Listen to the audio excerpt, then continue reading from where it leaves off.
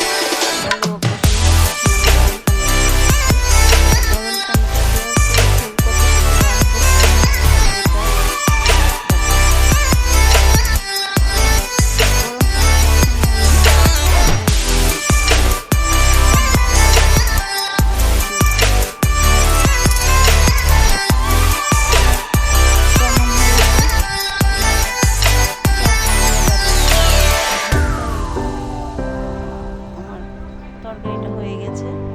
কেমন হয়েছে সেটা আপনারা কমেন্টের মাধ্যমে আমাকে জানাতে পারেন। যদি কোনো ভুল হয় তাহলে ক্ষমা করে